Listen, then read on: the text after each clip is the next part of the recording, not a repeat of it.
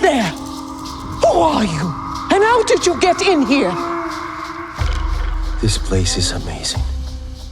The air is pristine. And the water.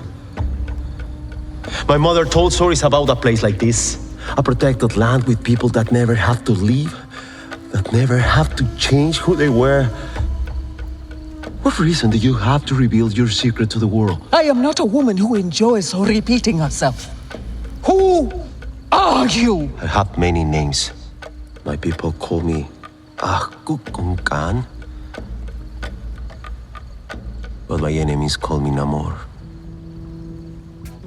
I think it's pretty funny that James Cameron, while he was talking about the Avatar movies recently, was quoted as saying something along the lines of the Marvel and DC superhero movies treat their characters like they're college students because they don't really get into relationships that they would have with children. And almost like a week later, we have Black Panther Wakanda Forever out. And this is a movie that dives right into the heart of what a family means and the impact of loss on a family. It's an incredibly emotional ride. This is from director Ryan Coogler again, and I've loved almost everything that this man has touched so far. Love the Creed movies that I've seen. I haven't seen Fruitvale Station, but I really want to see that movie. But I've loved the Creed movies, and I loved what he did with Black Panther originally, and of course the devastation of losing Chadwick Boseman a few years ago. I think just did a whole upheaval on the Marvel Cinematic Universe in total, not just Black Panther and what the sequel was being prepared for, but Coogler and his team and all of the other performers and actors had to kind of twist and turn and I think craft something that is incredibly special and very powerful emotionally, but it's also a busy movie that might not work successfully in all areas that it's trying to cover. It feels a little bit like, in addition to dealing with the Chadwick Boseman absence, Coogler was also dealing with the Marvel machine, trying to work in a bunch of other Marvel Cinematic Universe aspirations and desires into this movie as well. And so the movie ends up feeling a little overstuffed, a little crowded. It's also spectacular. The whole idea with this film, and I'm not going to spoil anything, but the whole idea with this film is that there is another civilization out there that is trying to protect themselves, and somehow they get mixed up with Wakanda. And this civilization is led by this godlike hero named Namor, who is going to do everything he can to protect his civilization. So we see a real war between Namor's people and the Wakandans. And of course, Namor is a sea dweller and he could breathe underwater and he's got all of these incredible powers, the ability to fly. He's got wings on his ankles so he can just erupt out of the ocean and zip around and fly around. And so we get some spectacular fight sequences where we see, an army of underwater warriors leaping out of the waves and battling these Wakandan warriors. But we also get some really big quiet moments in here where all of the cast members are kind of reconciling the world that is shaping for Wakanda in the absence of their Black Panther. T'Challa is gone and everybody has to deal with that, especially Angela Bassett's character, Queen Ramonda. And I think that is the direct answer to James Cameron's kind of snarky take that superhero movies don't really get emotional enough, or they don't really get invested enough in these characters to make them feel real and like they're living real lives and they're really connected. Well, she's lost everybody, and at one point in the movie, she talks about that, is that she's given up everything, her husband, her son, and Wakanda is getting attacked, and she's just distraught. And what a hell of a performance from Angela Bassett, who was just fantastic in this movie. She's such an amazing performer anyways, but then to get material like this, which is so rooted in honest emotion, because I think any fan of these superhero films or the Marvel Cinematic Universe is feeling that loss and that remorse that Chadwick Boseman was taken from us too, because we all fell in love with him as Black Panther, and it's really heart-wrenching. And Coogler doesn't shy away from grappling with that and dealing with that and showing the emotions on the face of the characters through that. Letitia Wright also has some really terrific work in here as well, and she's dealing with the loss of her brother and the absence of the Black Panther and all of the Wakandans' predilections to bank on tradition and to follow these ancient practices that butt up against her more scientific mind. We're also introduced, in addition to Namor and his civilization, we're also introduced to Riri Williams, who becomes Ironheart. I'm not really spoiling anything because that's in the trailer. And that's another element that felt a little bit like the Marvel machine kind of working. I mean, it makes logical sense about how she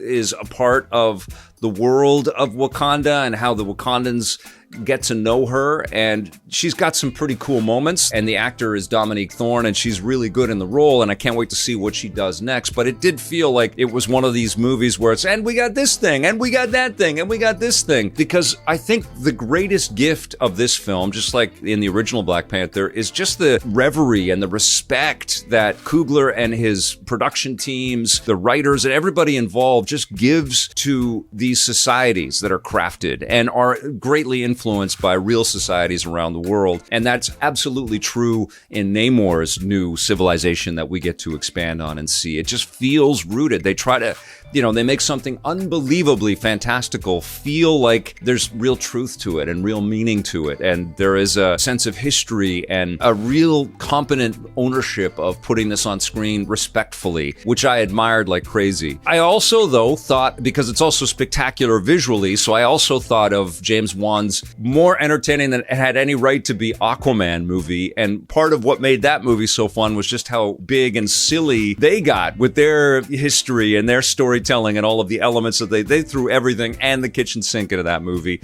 And it eventually overwhelmed me, and I enjoyed it. I was overcome by how much work was put into that Aquaman movie. And so I was thinking about that movie. They went in a totally different fantastical direction than Coogler and his team did here. They overlap in some ways, but they definitely are distinct variations on a concept of this underwater society and their sort of king god superhero lord that protects them. And Namor is a very interesting, complicated character, just like he is in the comic books. And I confess, I've not really dived in, pun intended, to the Namor storyline or the Submariner comics that much. He's been a supporting character in a few things that I've read, but I don't really know the core history. So I don't know how much they deviated from the history in the books, but I can tell you that this is a complex character that at his core just wants to do right by his people, but that might come at a cost for others that coexist on this planet. And Tenoch Huerta is really solid as this character. Really fun to watch. Definitely a unique take and a unique spin. And his choices on screen felt truthful and honest and fitting for the character. Just like something, again, like we saw with the Black Panther original picture, something that we haven't seen on screen represented like this, And that's the greatest value out of these Black Panther pictures, is that we're getting to dive into characters and these individual relationships with people that we just don't see in these positions or haven't seen in these positions prior to Black Panther. And I just have mad respect for how artfully it's all crafted and put together.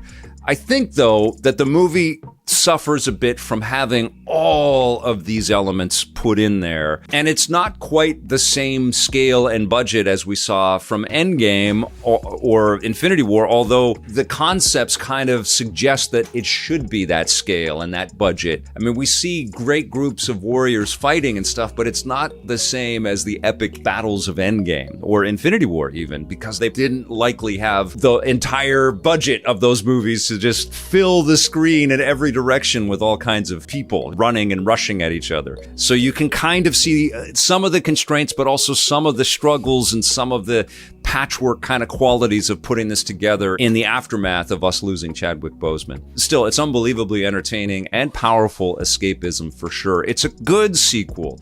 I don't think it's that same kind of juggernaut, cultural, out of nowhere shock to the world that Black Panther was.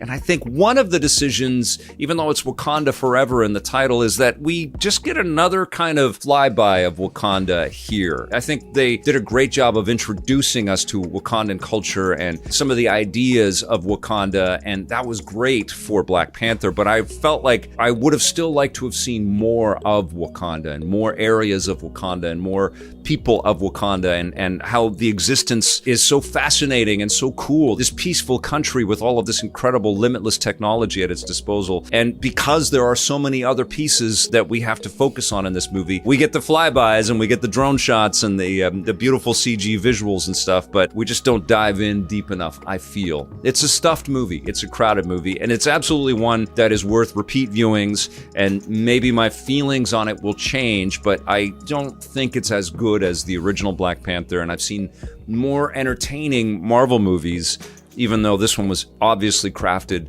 with a lot of love and a lot of pain and just some really, really great work. I'm going to give Black Panther Wakanda Forever an 8.5 out of 10.